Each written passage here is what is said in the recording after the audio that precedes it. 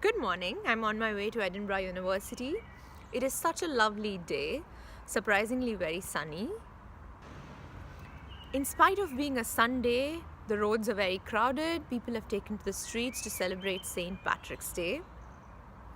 And I am here to attend a very important event today. I speak to my friends and I often get this, oh, it's chaotic, it's terrible, so many people have lost their lives. I wish I could help them in any way. But the big question is, why exactly is all this happening? Are we in any way responsible? People have stopped understanding the depth of it anymore. Thousands have lost their lives. There's only 4 hours of electricity per day. 70% of youth are unemployed.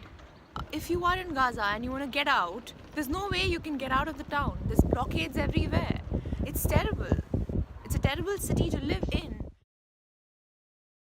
I want to make it clear that Britain owes a historic responsibility to the people of Palestine generally, to the people of Gaza in particular, and we should also remember to the people of Israel. And I'm going to begin by taking you through some critical texts. The first one you will probably recognise, the Balfour Declaration. His Majesty's government view with favour the establishment in Palestine of a national home for the Jewish people, and will use their best endeavours to facilitate the achievement of this object, it being clearly understood that nothing shall be done which may prejudice the civil and religious rights of existing non-Jewish communities in Palestine, or the rights and political status enjoyed by Jews in any other country. Now, if you try and put yourself back in 1917 and think of yourself as reading about this in your morning newspaper, and you would probably have thought it was a pretty good document. The idea of a national home for the Jewish people is praiseworthy. Everyone knows how the land of Palestine is the spiritual home of the Jewish people. And there are some good words in there, aren't there? Nothing shall be done which may prejudice the civil and religious rights of existing non-Jewish communities in Palestine. So, box ticked, the rights of their native people are safeguarded. Yet it is precisely those very words that pose the problem. Palestine was over 90% Arabic speaking at the time, majority Muslim, with a substantial Christian minority, and a smaller Arabic speaking Jewish minority. They were citizens of the Ottoman Empire, where in theory at least there was equality before the law, and adult males had votes to the Ottoman Parliament and in local municipal councils. But the difficulty was that even before the First World War, nationalism was beginning to stir among the empire's Arabic speakers, including in Palestine. Now, by making this pledge to help establish a Jewish national home in Palestine, Britain was giving itself a conflict of interest, as well as creating what would become a divide between Jews and Arabs. And this is the difficulty with the wording existing non-Jewish communities. I'm not going into the intention behind those words.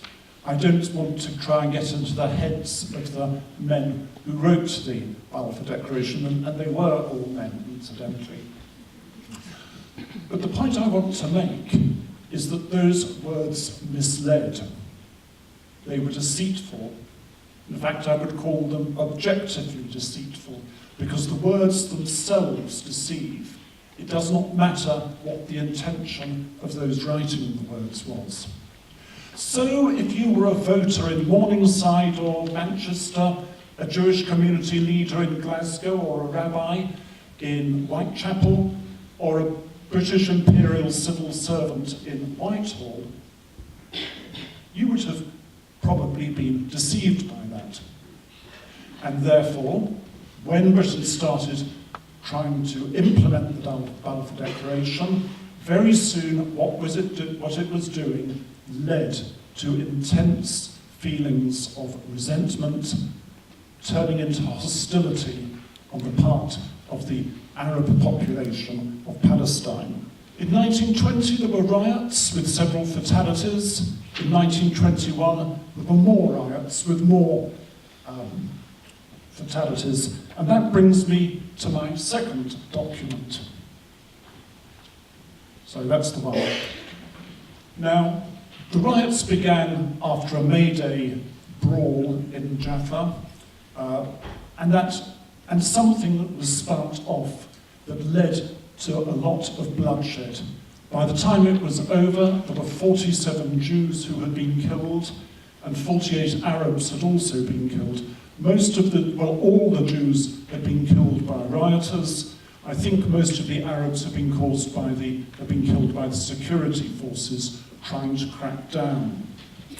But then what happened 6 months later, and if you think in November 1921 was exactly 4 years after the Balfour Declaration, you find the Jewish Chronicle in London publishing a leader article attacking the official British Commission of Inquiry into the riots.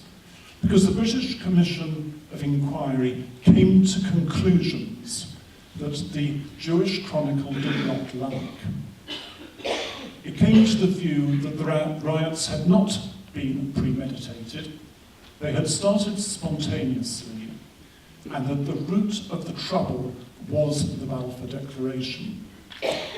And I'm afraid, if you look at the little bit at the top, the mandate over Palestine granted to Britain by the League of Nations was chiefly a direction, these are the words of the leader article, chiefly a direction so to govern Palestine as to fulfill the promise of the Balfour Declaration and to establish in Palestine the Jewish national home. This was how the newspaper viewed it. There's no real mention there, is there, of what should happen to the 90% of Palestinians who were not Jewish. And I quote that because I think we have got to say by 1921 we can see how a process of othering was taking place. Perhaps the saddest thing about the riots was that it led to a big divide between the Arabs and the Jews. The people who were attacked, the Jews who were attacked, were not just settlers. They were also members of the long-standing Arabic-speaking Jewish communities. People were being bracketed together on both sides.